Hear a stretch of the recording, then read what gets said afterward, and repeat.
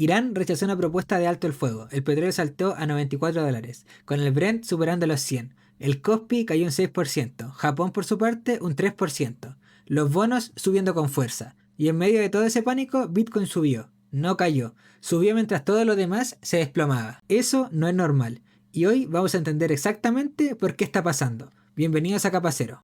Vamos a los datos concretos de esta nueva escalada de tensión. El par dólar-yen cotizando cerca de 164 puntos, niveles de máximo histórico. Como dije recién, el Kospi cayendo un 6% y Japón un 3%. Los bonos del tesoro a 10 años subiendo hasta 4,72. El índice MOVE, que grafica la volatilidad de los bonos, en zona de 80 puntos, con una subida del 5%. El VIX, curiosamente, cayendo un 5%, una divergencia que merece atención. Y el detonante de todo esto: Irán rechazó una propuesta de alto el fuego impulsada por Irak con respaldo de Estados Unidos. El petróleo reaccionando de inmediato, con el West Texas llegando a $93 y el Brent superando los 100.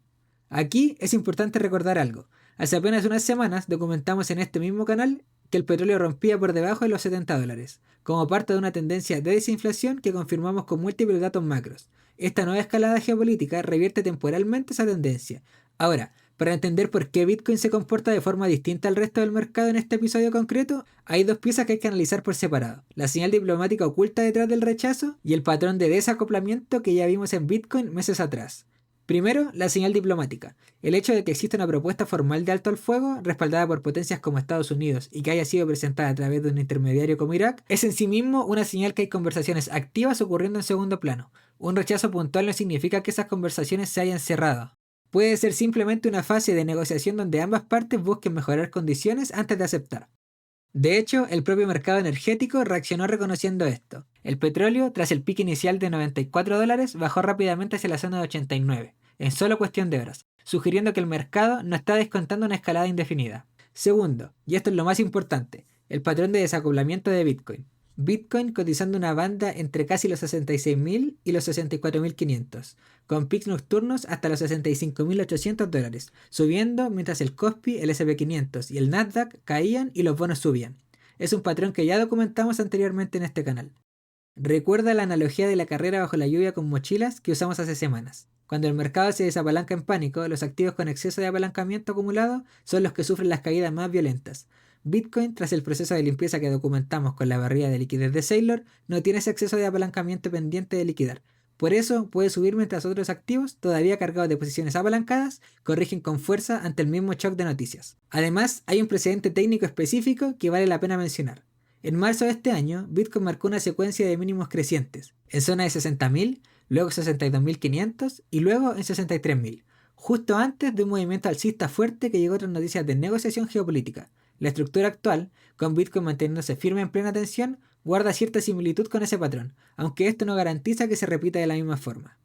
Ahora conectemos esto con la tesis de desinflación que llevamos meses construyendo, porque aquí hay un matiz importante que no podemos pasar por alto.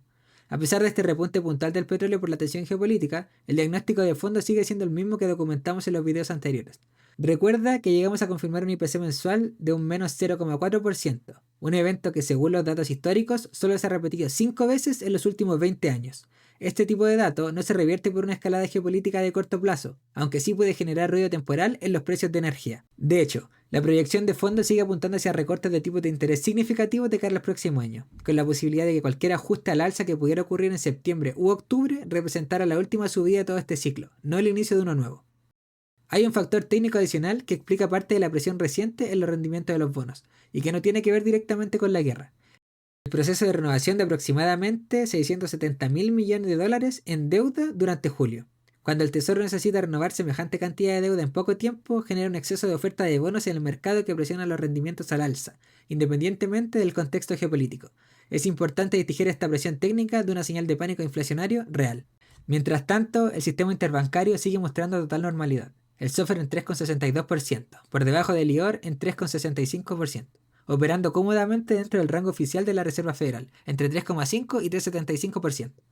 Ese es el mismo indicador que hemos usado desde el primer video de este canal para distinguir entre un problema técnico de mercado y una crisis real de liquidez, y sigue sin mostrar ninguna señal de estrés. Y en el ecosistema de DEXs que seguimos de cerca en este canal, los datos siguen siendo consistentes con la tesis de fortaleza relativa. Pump corrigió técnicamente hasta la zona de 0,0018, tras su fuerte subida previa, un movimiento de corrección normal tras un rally intenso.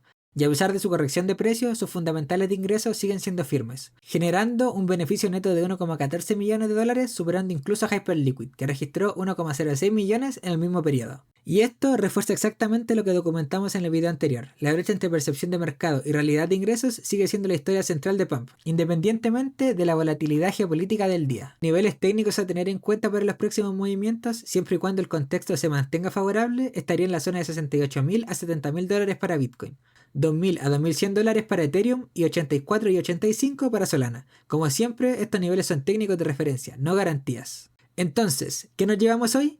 Primero, la escalada geopolítica generó un repunte puntual del petróleo y ventas en pánico de mercados tradicionales, pero Bitcoin se desplazó al alza, mostrando el mismo patrón de fortaleza relativa que documentamos tras la limpieza de apalancamiento de semanas atrás. Segundo, la tesis de desinflación de fondo sigue intacta, el repunte del petróleo es geopolítico y probablemente temporal, mientras que gran parte de la presión reciente en bonos responde a un proceso técnico de renovación de deuda, no a un cambio real en las expectativas de inflación. Tercero, el sistema interbancario, medido por el SOFR, sigue completamente normal, confirmando que estamos ante un episodio de estrés geopolítico puntual, no ante una crisis sistémica de liquidez. Y antes de irte, dime en los comentarios, ¿te sorprende que Bitcoin suba en medio de esta tensión geopolítica o ya esperabas ese tipo de desacoplamiento? Nos vemos mañana.